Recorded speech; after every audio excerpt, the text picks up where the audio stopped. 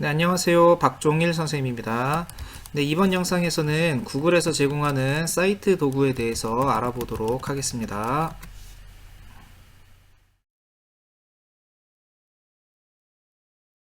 구글 사이트 도구는 온라인 웹사이트를 쉽게 제작할 수 있는 도구인데요. 저는 지금 보이는 것과 같이 수행평가를 위한 웹페이지를 제작해 활용해 보았습니다. 이렇게 활용을 위한 공지사항을 올려주고요. 학생들의 웹페이지를 제 웹페이지와 연결해서 이런 학습 자원을 한번 만들어 보았는데요. 온라인으로 접근이 가능한 만큼 누구나 쉽게 활용할 수 있으니 후배들이 참고할 수 있는 좋은 학습 자원이 될 수 있습니다. 이를 더 응용해 나간다면은 학생들은 개인이나 동아리 단위의 온라인 포트폴리오를 만들고 학교에서는 이러한 학생들의 사례를 발굴해서 교과별 혹은 활동별로 학교 웹사이트와 연결시켜 놓는다면은 학생들을 위한 지속 가능한 거대 학습 자원 네트워크를 구축해 나갈 수 있겠죠. 그럼 지금부터 구글 사이트 도구의 활용법을 익혀보도록 하겠습니다.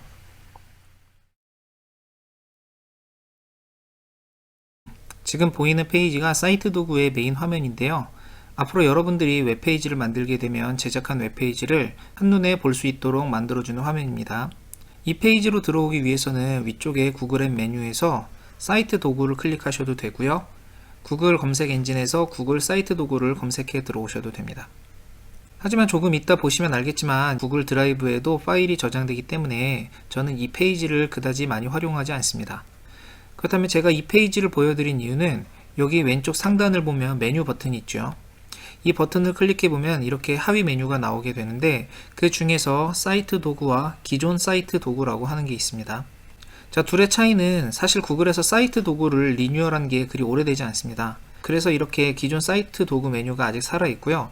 그러다 보니 구글에서 제공하는 매뉴얼을 보시게 되면은 이렇게 기존 사이트 도구에 관한 매뉴얼도 함께 나와 있습니다. 여러분이 혼자 매뉴얼을 보며 학습해 나갈 때 헷갈리지 마시라고 보여드렸습니다. 그럼 본격적으로 사이트를 만들어 보겠습니다. 여기 아래에 있는 플러스 버튼을 클릭하시게 되면 이렇게 새로운 웹페이지를 만들 수 있는 화면이 나타나게 되고요. 그러지 않고 자신의 구글 드라이브에서 새로 만들기, 더보기, 구글 사이트 도구를 클릭해 주셔도 동일한 편집 화면으로 넘어가는 것을 확인할 수가 있습니다. 하지만 가장 쉬운 방법은 URL 창에 site.new라고 입력해 주시면 되는데요. 이렇게 입력을 하더라도 아까와 동일한 편집 화면으로 넘어가는 것을 확인할 수가 있습니다. 이 상태에서 위쪽에 있는 제목을 바꿔보겠습니다. 구글 사이트 연습이라고 이름을 붙였는데요. 이렇게 이름을 바꾼 후에 구글 드라이브에 들어가 보시면 방금 만든 페이지가 이렇게 파일의 형태로 드라이브에 저장되어 있는 것을 확인해 볼 수가 있습니다. 그리고 이 제목은 여러분들의 웹사이트의 방문자에게 노출되는 제목은 아니기 때문에 구글 드라이브 상에서 여러분들이 관리하기 편한 형태로 이름을 지정하시면 되고요. 반면에 이 아래쪽에 있는 이 부분은 방문객들에게 노출이 되는 이름입니다. 그렇기 때문에 단체명이라든지 혹은 로고 등을 삽입하는 것을 추천드리겠습니다. 그리고 이 아래쪽 제목은 지금 보시고 계신 이 페이지의 제목이라고 생각하시면 됩니다. 구글 사이트 도구의 장점 중 하나는 바로 공동 작업이 가능하다는 건데요. 보이시는 것처럼 편집자와 웹페이지를 방문할 수 있는 사람의 권한을 모두 설정할 수가 있습니다. 만약 학교에서 모둠 활동을 한다면 함께 웹페이지를 제작할 모둠원들에게는 초안에서 수정의 권한을 부여해 주셔야 됩니다. 그리고 웹페이지의 방문자는 학교 계정을 가진 사람들로 제한을 할지 혹은 전세계 모든 사람들의 방문을 허용할지를 설정해 주시면 됩니다. 이후에 함께 편집할 사람의 계정을 입력한 이후에 보내기를 눌러주시면 되고요. 이렇게 해서 초대를 받은 사람은 본인의 구글 드라이브의 공유 드라이브함에 웹페이지의 편집 파일이 자동으로 저장이 됩니다.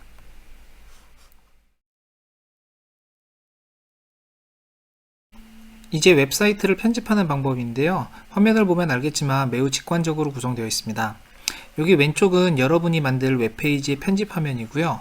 여기 오른쪽은 편집을 위한 도구 메뉴라고 생각하시면 됩니다. 이 도구 메뉴는 삽입, 페이지, 테마의 세 가지로 구성되어 있는데요.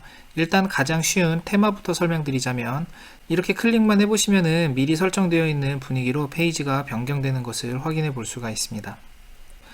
네, 그리고 가운데 있는 페이지 메뉴는 여러분들이 제작하게 될 웹페이지의 사이트 맵을 만드는 메뉴라고 생각하시면 됩니다. 현재는 이렇게 홈이라고 하는 하나의 웹페이지만 만들어져 있는데요.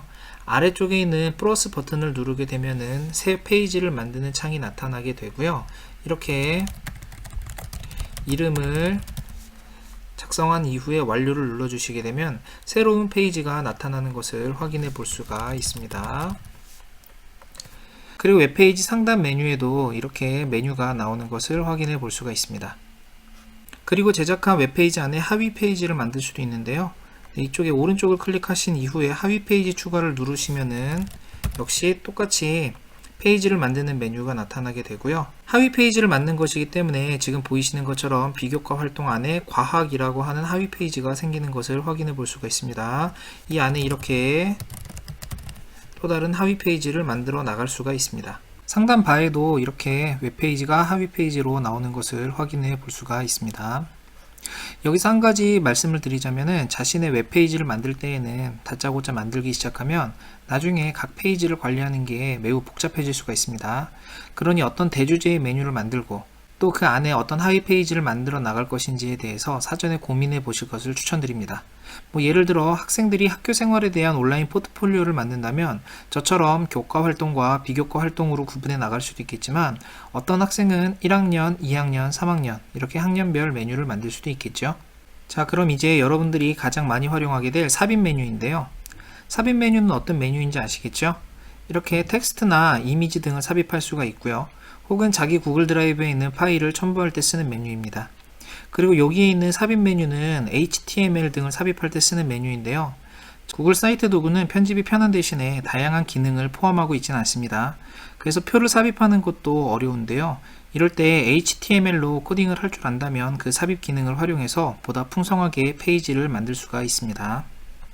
그 밑을 보시면 이렇게 기본 레이아웃들이 있는데요. 레이아웃을 활용하면 보다 쉽게 편집을 해 나갈 수가 있습니다. 그리고 더 밑으로 내려가 보면 이렇게 다양한 메뉴들이 있는데요. 구글 클라우드 컴퓨팅 서비스의 큰 장점이라고 할 수 있습니다. 유튜브나 캘린더, 지도와 같이 구글에서 제공하는 다양한 서비스를 쉽게 가져올 수가 있고요. 뿐만 아니라 문서나 프레젠테이션, 스프레드시트와 같은 다양한 문서 도구들도 사이트에 첨부할 수 있습니다. 물론 이러한 문서들은 클라우드 컴퓨팅의 핵심인 구글 드라이브 안에 있는 파일에 한해서 가능합니다. 이 부분은 제가 하나하나 눌러가면서 설명드리는 것보다 여러분이 직접 사이트 제작에 도전하시면서 확인해 보시기 바랍니다. 그리고 텍스트나 이미지에 하이퍼링크를 걸 수가 있는데요. 학교 홈페이지 바로가기 버튼을 만들어 보도록 하겠습니다. 먼저 이렇게 텍스트 상자를 추가해 주시고요. 학교 홈페이지 바로가기라고 하는 문구를 작성했습니다. 네, 보기 좋게 이렇게 두껍게도 만들어 주었고요. 그 옆에 보시면은 링크 삽입이라고 하는 메뉴가 있습니다. 이 링크 삽입을 클릭해 주시고요. 이후에 학교 홈페이지 주소를 이렇게 적어 주시게 되면은 버튼이 완성이 됐습니다. 만약에 이미지를 클릭해서 넘어가게 만들고 싶다면은 동일하게 이미지를 선택한 이후에 링크 삽입을 해주시면 됩니다.